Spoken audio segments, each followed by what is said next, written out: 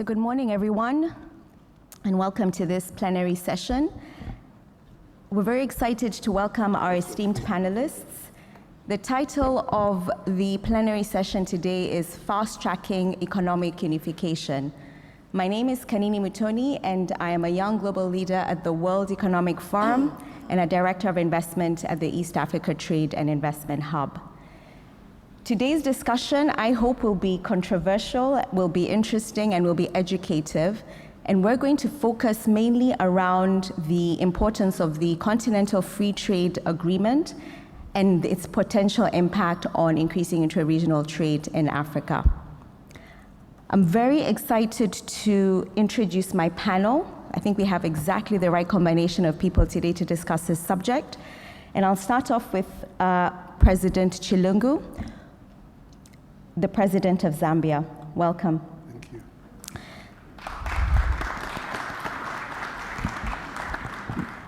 Next, we have Deputy Prime Minister and Coordinating Minister for Economic and Social Policy based in Singapore, Deputy Prime Minister Taram. Welcome. Taram. And then we have Amanda Archibong, who is a World Economic Forum Global Shaper, and she's also a manager at the Africa Risk Capacity Institution based here in South Africa. Welcome. And we have Mr. Benedict Oramah, who is the president of the Afreximbank based in Cairo. Welcome. And last but definitely not least, we have Mr. Agah, who is the Deputy Director General of the World Trade Organization based in Geneva. Welcome, everyone. So the way we're going to work this panel is I'm going to start off with some very few introductory remarks and then go into a question and answer session with the panel and then allow the audience about 35 minutes question time. Now, ladies and gentlemen, I think we all have to accept the fact that intra-regional trade is simply not moving at the pace that we want it to move. The needle of intra-regional trade is stuck at between 12 to 15%. Africa does not seem to be trading with itself and with its partners. When you compare our regional trade with that of Western Europe, it's about 60%. And that's when you realize that there's a lot of work that needs to be done in terms of moving the needle. And I believe that's where the Continental Free Trade Area Treaty is going to help. It will be the world's largest free trade area, covering 1 billion people and proposing to promote trade in 54 countries. But the question is, will it actually do what it says on the tin? And that's what we're going to discuss today. I'm going to start off with President Chilungu. President Lungu, I'm sorry about that. President Lungu, sorry about that. So, President Lungu, we know very well that Zambia is a member of ECOWAS. It's a member of SADC and COMESA as well. Both of them are very important institutions as far as promoting intra-regional trade. Zambia has also committed to being a member of the Continental Free Trade Area as well. Now, could you talk us through exactly what you see the benefits that have come to Zambia so far in terms of just being a member of those two regional economic blocs so far? And is there any additionality you see in terms of being a member of the Continental Free Trade Area as well? Well, let me begin by appreciating the progress made so far with regards to economic integration in Africa. We are hopeful that efforts are being made to expedite further deepening of the economic integration for the common good of the continent. The Continental Free Trade Area, which we are aspiring for, is an initiative aimed at integrating African markets, and the initiative requires what I may call a well-coordinated mechanism to ensure that regional outcomes complement each other. Secondly, I think we hope to use this as a vehicle for collaborating effectively in regional tripartite and continental meetings and progress. The regional, that is ourselves here in SADC, and then the Continental itself and the COMESA. But for the Continental Free Trade Area to be a success, I think we need to have increased interregional trade. We need to pay more attention to developing and strengthening infrastructure, promoting value chains, and indeed cooperating in the utilization of commonly used facilities. The success of the Continental Free Trade Area will not only boost markets, but will also result in Africa becoming a more and more attractive investment destination in light of the continent combining the GDP, right? But as African leaders, we can draw lessons from Brexit, and that's, I think, the elephant in the room. Our aspirations for continental free trade should make us recognize that there is need for accrued benefit from this initiative to be shared and distributed equally and equitably. And I think that is where the catch is. We should also be mindful that in the event of an equal sharing and distribution, some member states, and here I'm talking about Zambia, are likely to consider a Brexit in the course of time. And we should at all costs guard against this. We should guard against this by putting in place mechanisms which will ensure that benefits are shared equitably and equally by all.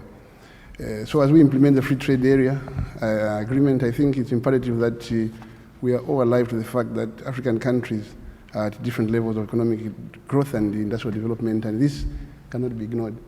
So the implementation of the Continental Free Trade Area can only yield good results if we consider the current status of each individual member of the agreement.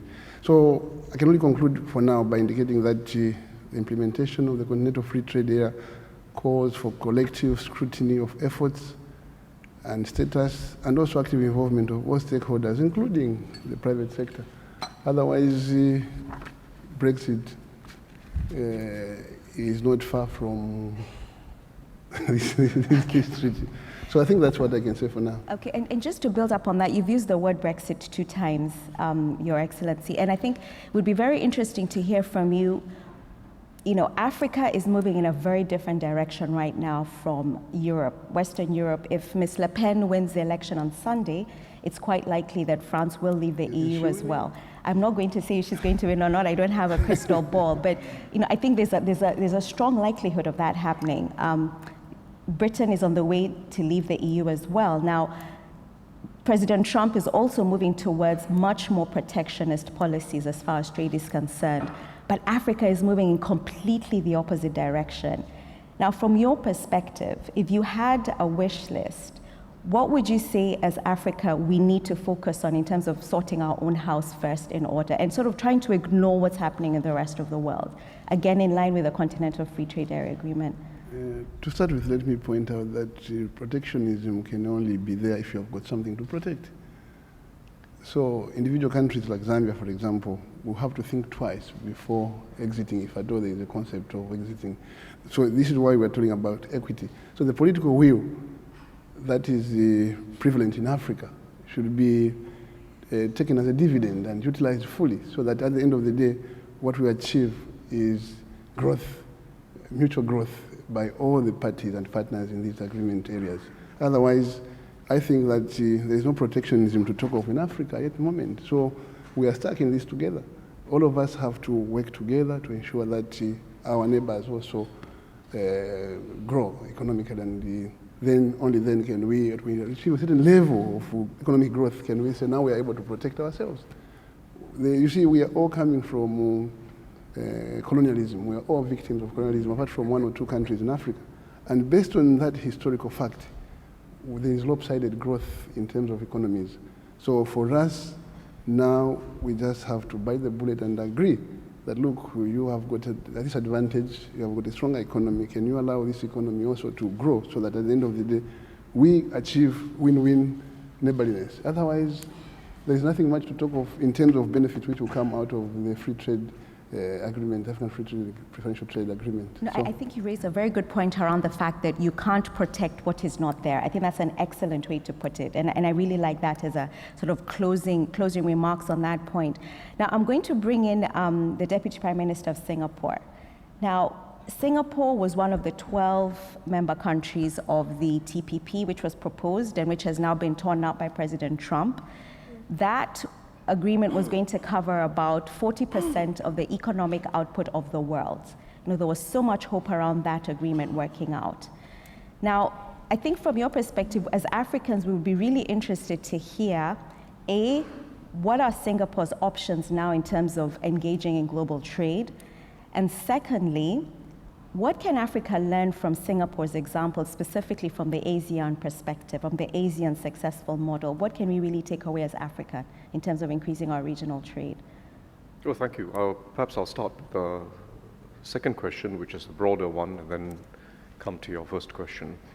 I think, first, we need some humility in thinking that what we've done in one part of the world simply applies to another part of the world. So I'm not here to provide lessons of any sort.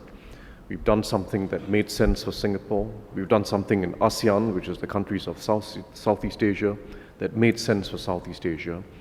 And you can't simply replicate experiences across the world. But there are some general points that we have learned, which I think have a broader applicability to developing countries wherever they are. And I think the first point and the most important one, which isn't emphasized enough, is that opening up, integrating with the countries in the region or integrating with countries globally is not so much about markets and demand. It is actually about capabilities and supply. It's actually a supply-side dynamic rather than a demand-side dynamic. It's not about looking for a larger market. It's about a different discipline of learning, and it's a discipline of constant learning, adaptation, and upgrading. And that has actually been the story in our part of Asia. To put it very starkly, if you look at Africa compared to ASEAN, which is what you mentioned, these are the countries of Southeast Asia, not China, not India, but Southeast Asia. It's about 630 million people, about 2/3 the size of sub-Saharan Africa. In the 1970s, around the mid-70s, sub-Saharan Africa and ASEAN were at the same level of productivity or per capita income, about the same level. Today, sub-Saharan Africa is less than half the level of ASEAN, but our starting position was very similar. Poor countries, initially very weak education systems by and large, starting conditions were quite similar. And I think a fundamental difference was that the countries of ASEAN progressively, starting with a few and then extending to more, began opening themselves up to the world, which meant both trade, foreign direct investment, and outward investment. And it's not as if we planned it all in advance. We didn't actually know where it will end up. But one step leads to another. And that one step leading to another is about the supply side. It's a discipline of learning, moving up one rung in the ladder, and then before you know it, there's another rung in a ladder that appears, and you gain the confidence to keep moving up. It's that discipline of constant learning. And that supply side benefit of opening up within a region and more broadly globally is a very powerful dynamic. There's far too much trade pessimism in the world today, and it's a pessimism that emanates from the most advanced countries. We should not let that pessimism inhabit our way of thinking. There's still so much scope to expand in regional and global markets. I mean, Africa is still less than 1% of global manufactured exports. So even in a world where manufactured exports are not growing the same way that they used to, even where there's a bit of a temptation of protectionism here and there, 1% can become 2%, 2% can become 4%, and that's phenomenal growth. It's phenomenal growth. Final point, I think there's a window of opportunity, and it's not a very long window of opportunity for Africa. There's a window of opportunity to take advantage of the decanting or move of labor-intensive manufacturing out of China. It's happening already to Bangladesh, to Vietnam, to some other countries. And to give a sense of scale, if just 10% of Chinese manufacturing jobs moves to Africa over a period of time, it won't happen overnight, but over a period of time, if 10% can move to Africa, that will mean a doubling of the percentage of the African workforce that's in manufacturing. A doubling is a huge growth, and that is still possible. But there's a window of opportunity because there's a race amongst countries now to be that next site for global value chains in manufacturing. Secondly, there's a race against technology. It's in all the magazine stories. It's about advanced robotics. It's about artificial intelligence. It's about the Industry 4.0. It is happening. It's happening in China. It's happening in Korea. It's happening everywhere. But it is still possible to get into global value chains, even at the labor-intensive end, and train people up so they then keep moving up the rungs. And the next 5 years are critical. And thirdly, there's a real race against demography in Africa and some other developing regions of the world, because half your population is less than 20. And that half the population is going to move in their 20s and 30s. And if we don't provide jobs soon, the consequences are obviously not just economic. The consequences are momentous. So there's a race against countries, there's a race against technology, there's a race against demography, and the window of opportunity is especially in the next 5 years. It's an urgent task. Okay. TPP-wise, I think the countries excluding the United States are now meeting to see if they can carry on with the TPP. I think without the US? Without the US. We have to give the US time. What has been said has been said, what has been done has been done. Give the US time, formulate an architecture amongst the remaining countries that still allows the US to come in at some point. Well, good luck with that. Deputy Prime Minister, just one quick point around, you've mentioned a lot of things that we can sort of learn from the Asian model. You've talked about constant learning and adaptation. You've talked about increased focus on manufacturing. You've talked about, moving jobs in terms of, moving them to Africa.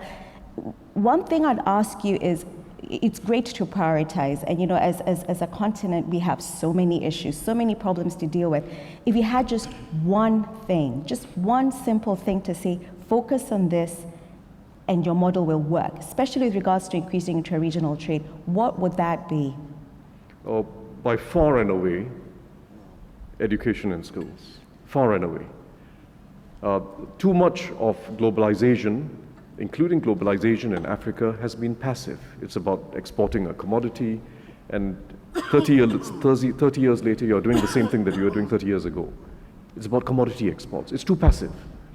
We've got to get into active globalization, and that means equipping our people actively. Basic education, tertiary education, and having a technical and skills orientation is absolutely critical. If we empower ourselves on the supply side, to use the economist's word, but it basically means people. If we empower our people, and I think, there's an intrinsic aptitude in Africans. We all know that. There is that intrinsic aptitude and there's that aspiration. We have to just dedicate resources, and it's not as expensive as many other things. It's not that expensive. It's about cutting down on teacher absenteeism. It's about getting systems of governance in place in education. It can be done. Okay, so skills and education. And I like the term more active globalization and not passive globalization. I think that's an excellent soundbite. I've just patented it, by the way. Okay. Now, you mentioned the demographic advantage that Africa has, and I think this is a great segue to bring in Amanda, who really has the burden of youth on her shoulders. She is the youngest on this panel, and you represent really about 60% of Africa. Because 60% of Africa is really the youth, and without the youth, Africa basically has no future.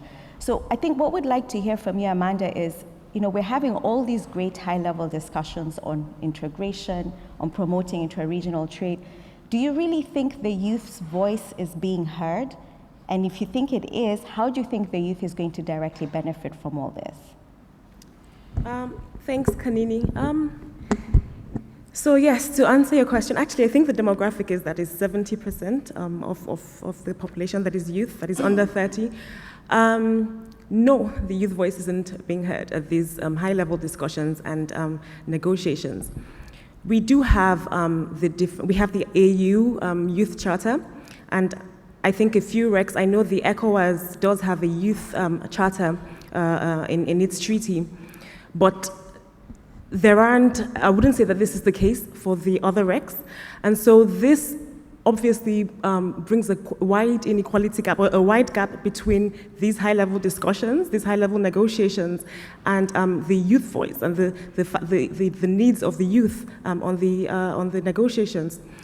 For example, the CFTA negotiations that are being conducted at the moment, there is a platform for consultations of different stakeholders, civil society and all of that, and a lot of times the youth is grouped under those platforms. But I think that there could be a way, a different way of looking at it, of having youth more present in the negotiations as a monitoring, playing a monitoring role, for example, not just being consulted to say what are the issues that you would like included in the negotiations, but being there to actually monitor the progress of the negotiations and include the issues on the table.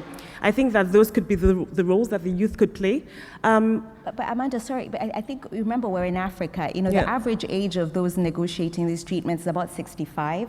So, you know, let's be realistic here. Yeah. You know, how do you really think you could stand up in a room where these are your elders, we have been taught to respect them, and tell them that, look, this is not being done in accordance with what the youth need? How are you going to do that? So I was also coming to the fact that, you know, it's not only on the side of our recs and our continental bodies, but we also need to be educated on the legal framework, the different texts, the different negotiations that are being conducted. So yes, the youth have a role to play as well. There are different platforms that exist. I think that it would help for these platforms to be more coordinated, as opposed to being fragmented. You know, communication, we have technology, digitalization. If we have more coordinative fora, then I think we would be, we have a better case for being heard at these negotiation platforms. So yes, the youth do have a role to play. I agree with you that we need to be more integrated. There is also the issue that I feel that the youth are isolated in the different countries that we belong in. For example, the average Nigerian youth doesn't know the rest of Africa. You know, we know the Americas, the Europes, and on the West, but knowing different African countries isn't the case. And this also might be due to the fact that it is very difficult to travel within the continent. You know, moving around Africa with an African passport is tumultuous. You have to go and get visas. You have to, visa processes sometimes aren't clear. And I think that this is an inhibiting factor. This is a constraint as to our knowledge of the continent. So it's really to promote, you know, more travel from yes, the perspective of the AU passport absolutely. as well. Okay, Yes. okay, Yeah. excellent. Well, I'll say just make sure you keep raising your voice. Okay. In these you know, sort of forums, because I think we still need to hear the youth voice. I don't think I agree with you. I don't think that voice is being heard, you know, well enough. Now I'm going to move on to Oramah, who is the president of the Afreximbank. Now I just started off the presentation by saying the needle of intra-regional trade is not moving. Now that is the mandate of your institution, to really facilitate intra-regional trade. Now, what do you need to do differently? Because clearly what you're doing isn't working. Thank you very much, and thanks to the World Economic Forum for inviting me here. I think the African heads of states and the African governments, way back some 30 years ago, who conceived the African Export-Import Bank, were visionary. And the facts are there today. The benefits of intra-regional trade is well known, is settled. The Prime Minister Tama enumerated some of the issues, had to dynamize and grow in terms of comparative advantage when you trade amongst yourselves. The problem is that Africa has not fully utilized that. And given the levels, as you mentioned, 15% of the ratio of intra-regional trade to total trade in Africa compared to other regions, and when you compare the development levels of Africa and those other regions, probably safe to say that we are poor because we are not trading amongst ourselves in Africa. We are doing something about it, and I think to some extent it's working. A few years ago, the ratio I mentioned is, and said is 15%, was between 8 to 10%. It's grown to 15%. Some, in 2000, intra-regional trade levels were in the region of less than $40 billion. Today, they're about $180 billion. That's some success, but we are still very, very far. So what are we doing about it? We've created an intra-African trade initiative as a unit under the bank. We are committed to disburse on a revolving basis $25 billion for intra-African trade in the next 5 years. And we've started doing something about it. This year alone, we are committing about $5 billion of disbursements towards that. We have selected some intra-African trade champions, people like Dangote Group, SMEs in Egypt, Luque Group in Tunisia, ETG in Kenya, who we are supporting to make intra-regional investments.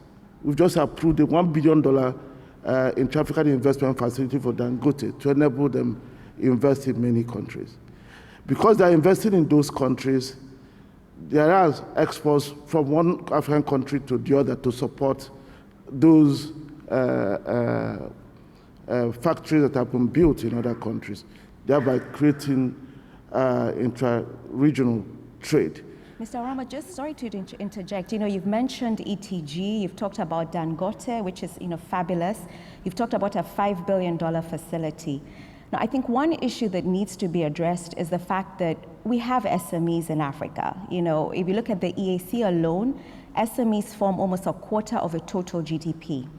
Now, if you keep mentioning these large firms, what are you doing in terms of really supporting SMEs? Because they are really the drivers of economic growth and regional growth in this continent. So we don't want to hear any more about ETG. They have enough money. Let's talk about the SMEs now. Yes, well, thank you very much. We have to know that the SMEs don't engage in trade. SMEs can't engage in trade. Today, 40 to 60 billion of African trade is done informally by those SMEs, fragmented, and they're informal. The existence of those informal traders is evidence of institutional failure. We don't have export trading companies to do the trade. When you support large companies, you are able to create supply chains, making it possible for SMEs to thrive. Don't expect an SME to know how to manage complex variables in international trade. They cannot grow. The people who do trade are those who have the capacities, trading companies, large companies. However, they foster the growth of SMEs because they create supply chains. So what we are doing to make sure those supply chains emerge and support the SMEs is to support those large companies, what we call the intra-African trade champions, to support the emergence of export trading companies in Africa. We're working to develop a regulatory framework for that and the financing arrangements, because these export trading companies that helped Asia to become leading exporters of manufacturers, they are the ones who can manage the complexities of external trade, send signals to those SMEs to produce what the markets need, and they are able then to compete globally to sell the goods of the SMEs. Okay, so just to recap that, your approach is to support the bigger firms, to help them create supply chains to support the SMEs. And I think that's it's a really, really noble way of looking at things. But I think we still have a problem in the SME sector, and they are trading, they are exporting. But when you look at the rates of approvals for trade finance for SMEs, it is almost 6% compared to that for multinationals. I mean, I don't want you to answer the question now, but it just really is a parting thought that your new initiative really needs to integrate SMEs much more, I think, going forward. No, I didn't get that, sorry. My point was that when you look at trade finance approvals for the SMEs in Africa, it's at 6% compared to that is provided to large multinationals, such as the ones that you've just mentioned. So just to sort of, maybe in half a minute, just talk about how in this new initiative, you can really work directly with SMEs rather than going through the longer route of working with larger multinationals. No, we are working with SMEs within the supply chains. If you're following the news, you will know that we have a massive initiative to support factoring in Africa. We have developed a model factoring law. We are using reverse factoring, whereby we make it possible for SMEs to supply into the large companies. The model factoring law, we developed it. It cost us almost $500,000 to do it. We are going around the continent, making sure countries adopt them, because those are the only ways to improve access of SMEs to financing. We have also gone very far, and by the end of this year, we should be launching an intra-African trade platform to make it possible for SMEs to use technology to access markets. And we support them using technology to also gain access to finance. Okay, so we're doing so much on SMEs. Excellent, no, that's very good to hear. So an intra-Africa trade platform specifically for SMEs, that's good news for everyone. Now I'm going to go to Mr. Agah, who is from the World Trade Organization in Geneva. Now, Mr. Agah, I think what we'd like to hear from you is, we know very well the involving process that countries need to go through for the WTO negotiation processes. They are involving, they are expensive, they are highly technical, and even when the rules do come out, implementation becomes a huge problem. So talk us through what you think the role of your organization would be in trying to help the Continental Free Trade Area, for example, bring some real success and benefit in terms of promoting intra-regional trade. Thank you. I think my intervention will be three parts. First, conceptual. I think we need to recognize that the WTO, or the multilateral trading system that it represents, is mutually supportive and complementary to regional trade agreements like the CFTA or the various ones that you have, even the mega regionals that we are being negotiated.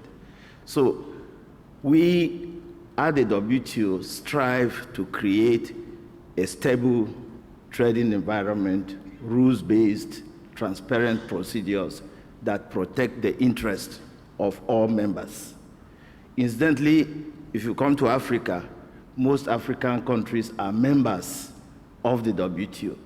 Several are in the process of accession, so they are still negotiating. So I think we, the WTO, supports and has been providing assistance to the negotiating processes of the CFTA. The next issue then is that of substance. From the political commitment by the African heads of state, it's clear that they would want to address not just the problems of intra-African trade, but also how Africa integrates and improves its participation in international trade. So what would be the framework agreements under the CFTA is something that I think the technicians need to think out carefully and get back to the heads of states. But sorry, is the WTO really supporting that directly from the technical capacity? Because that is a very big issue from the implementation standpoint. WTO technical assistance is available to you if you ask. Only if we ask. Is available to you if you ask. African member countries of the WTO can ask for assistance. But let me just explain that you are dealing with rules that will have to derive from the multilateral rules to the regional level to your national level. So the issue here is really how the substance of the CFTA works. Is it in terms of trade facilitation? Mm-hmm. Is it in terms of frameworks that address standards, rules of origin?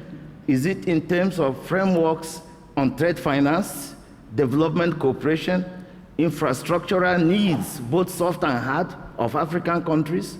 How do all these frameworks impact on domestic reforms? Because today's trade is not about border measures. It's also about your internal domestic measures. If you want to build factories and you don't have the right laws, you won't get the factories. I won't bring my technology to your country if I'm not sure you have an intellectual property protection regime that is sufficient. So all these need to be taken into account. And making this work, so we move away from the rhetoric we have been talking about, I think the process is important. While these processes are ongoing at the regional level, each country needs to have an active and well-coordinated national negotiating structure, which involves all the ministries, all the regulatory agencies talking on one page. Otherwise, you end up with an agreement and you find it difficult to implement. Secondly, you need to also do some provision shopping. If you come to the WTO, we have a committee on regional trade agreements. All agreements are notified to that committee. So you begin to see what you are doing that feeds into your multilateral processes and obligations as vis-a-vis what you will do at the national level. Okay. Whether it's in areas of competition, market access, services, whatever it is. So substance-wise, that needs to be there. Okay. And finally, I think we need to recognize that not all African countries are at the same level of development. So the provisions in the frameworks must allow for countries to join as they feel more comfortable, particularly when you take a look at sensitive issues like movement of natural persons and data transfers. Okay, so Ms. Agah, you're saying that the process is very important and that should be kept in mind. Substance is key and technical assistance will be provided, but it must be asked for. So we must get this message across that it must be asked for. And provisions should also cover the imbalances between different sizes of countries and make sure that that's being covered. Excellent. Now I'm going to have to go to questions now because we have about 12 minutes left. If you have a question, please put up your hand.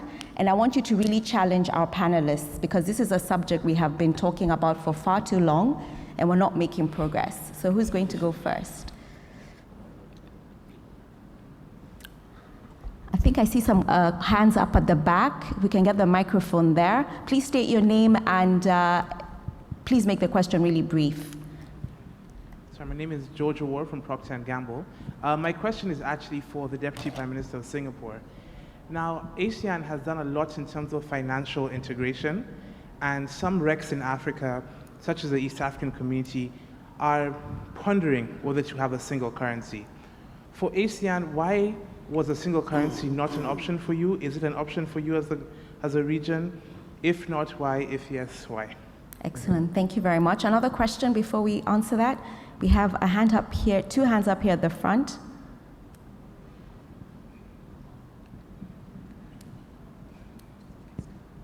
Hello, Anthony Denga from Barrel Holdings. My question is for Afreximbank. Now, you said you are putting money into the big guys, as the usual way bank looks at it, where you manage your risk. That's the reason for it. Now, but the SMEs you're talking about are the same guys that were at that level at some stage now. How do you manage the not helping them develop? I think the last panel that was here was talking about the reason why Africa ends up fighting each other is because you put this big bridge between the rich and the very poor. Now, I might not be in that gap, but then how is the bank that is asking states to be members of it, right, looking at sorting that out? Thank you very much. One more question and then we'll go to the panel. Yes. Could we have, sorry, the lady in front. Thank you. My question is for the Deputy Prime Minister of Singapore as well, and really just looking at how Singapore, we're always hearing of the Singapore model, how government should be a facilitator of trade and investment. And we always talk about a private sector-led economy and how government should be a facilitator and how Singapore has done it. Because I find one of the biggest issues that we have in Africa is the civil service and how it is actually more of a stumbling block than a facilitator of trade. Thank you very much. Okay, unfortunately, we have to now go back to the panel. We'll start off with a question on the single currency for the Deputy Prime Minister from Singapore. You could just take that question, please. Well, very briefly, we did not have the same type of legacy of history that Europe had. We had a war in Asia, but the outcome of the Pacific War was very different compared to the outcome in Europe. In Europe, the overriding purpose of an economic union and with a common currency as a key anchor in that economic union was to ensure that the largest economy, which was Germany, which was also the aggressor in the war, would be able to maintain peace with the rest of Europe. And this was a very strong urge on the part of the Germans and the French and the rest. The same conditions don't apply in Asia. There was a war, there were aggressors, there were victims, but you do not have that same configuration of the largest and most important player needing to be at peace with the rest and needing to forge a political strategy to achieve it. What we've done instead is to build it bottom up, ground up, through trade, through investment relationships, through business linkages and relationships, and through cross-country infrastructure. We have not wanted to put the cart before the horse, the cart of a common currency before the horse of building that set of interlinkages in trade, investment, and infrastructure. It would have been a mistake to do so, and we may never need it. We may never need a common currency. It's a different history, and I think the way we've gone about it is less prone to major mistakes, less prone to major mistakes. We won't have a Brexit equivalent in Asia. Well, we hope not. Okay, excellent. Thank you for that. So I think we'll go to the question on the challenge for Afreximbank on really supporting the SMEs and how we can bridge that gap between the large firms and the small firms. Thank you very much. I think probably I've been misunderstood. What I said is that SMEs best operate in supply chains. If you want to grow your exports, you grow them around larger companies because they are the ones who can compete globally.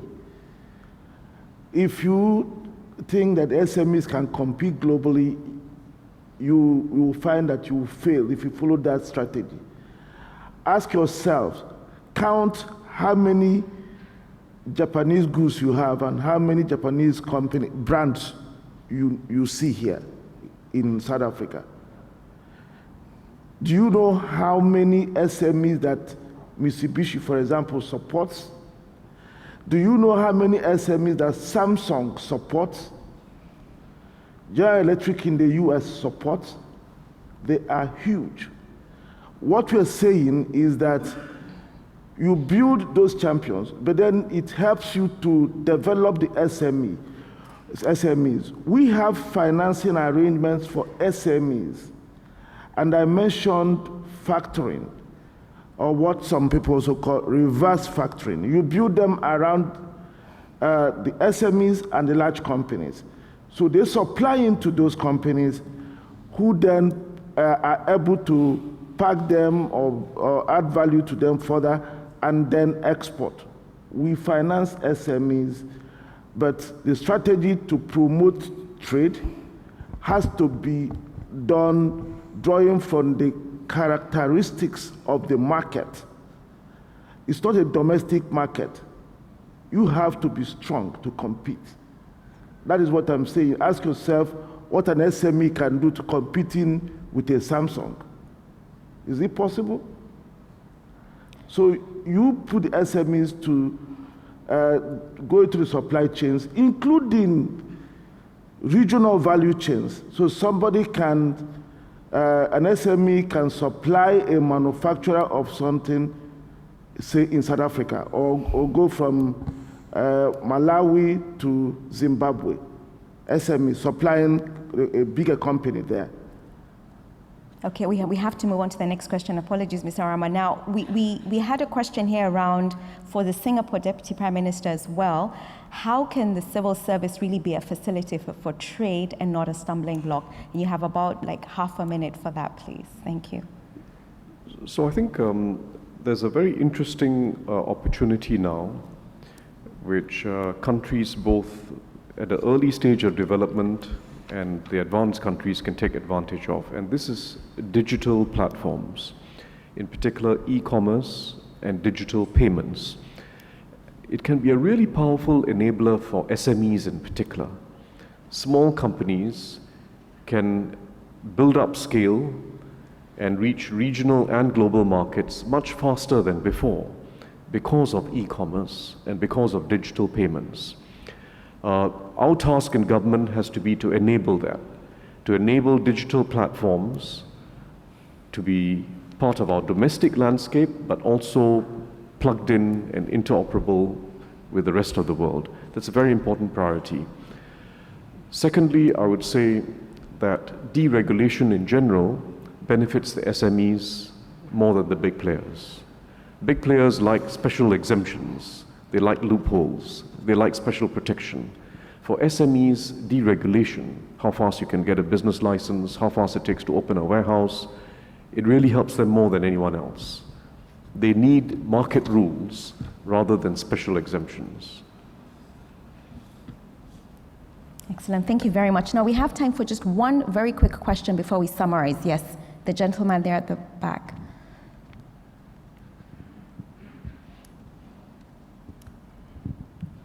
Hello, this is a very great panel. So my name is Issam. I'm a shaper from the Bamako hub. My background has been in private equity. I worked in the US and Asia.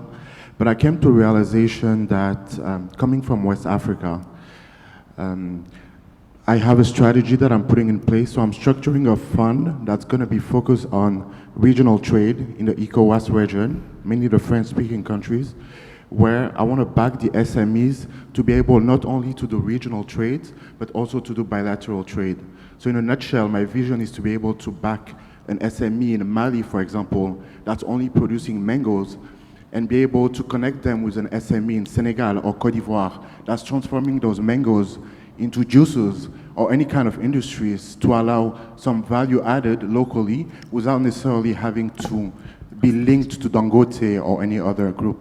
So, President Oramah, is my strategy wrong? Should I look at to do something else? Thank you. Thank you very much. So another challenge on the SME front, Mr. Oramah, and you have literally half a minute to say yes or no if the strategy is wrong or right. No, the strategy is not wrong. It falls into what I'm saying, what I was saying earlier. That is creating that value chain where the mango producer, probably a farmer or a collector, sells into a processor somewhere, who then links up probably to a trading company that will supply that processed mango to, say, Walmart in the US. You see, that trading company is a large entity that then goes out to, say, the US.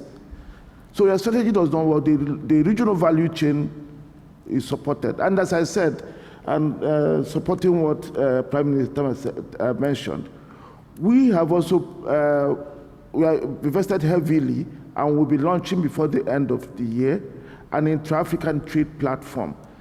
It will have a marketplace where SMEs can also put out whatever they have so that people can see it around Africa.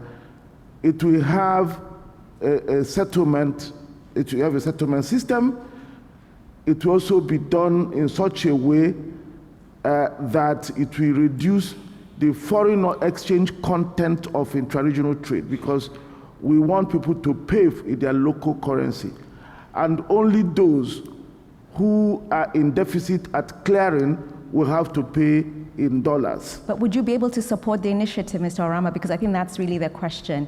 He's trying to back companies that are doing bilateral and regional trade. We're already doing that. We're already doing that. Excellent. We're supporting, I just mentioned, maybe factoring is too technical. We do supply chain finance. Maybe that is the way to put it. Excellent. Yes. And now we have to close this panel now, but what I'd like to finish off with is starting with the President of Zambia here. Literally in 5 seconds, I want to hear from every single individual on the panel. What are you going to do differently in terms of moving the needle of intra-regional trade in Africa? I think for us in Zambia, it's getting the technocrats and the private sector to sit down together and see how we can realize and give life to this vision. Because the vision is common, but the integration is where we are getting it wrong, because the devil is in the details.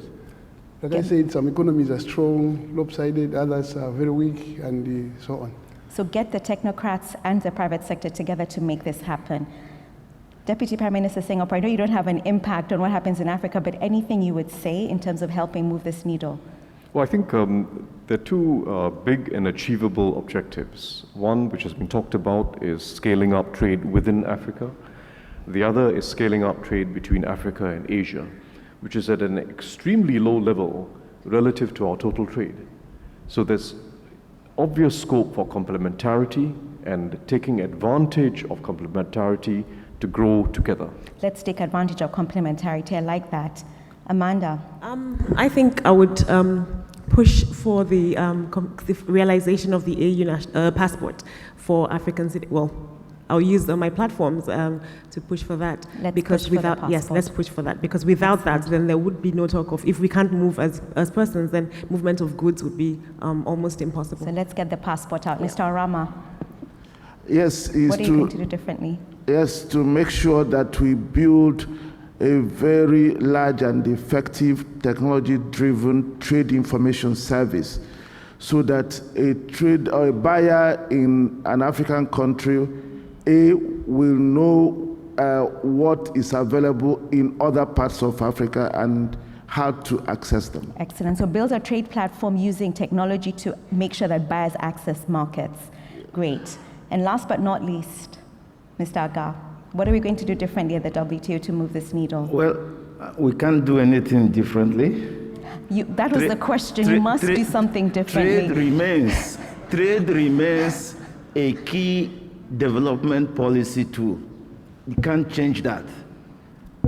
I would encourage African countries to recognize the importance of competitiveness through good regulatory frameworks, good institutions, and good capacity building programs for both operators and the policy formulation processes, which would then take away the thinking that the civil service is the problem.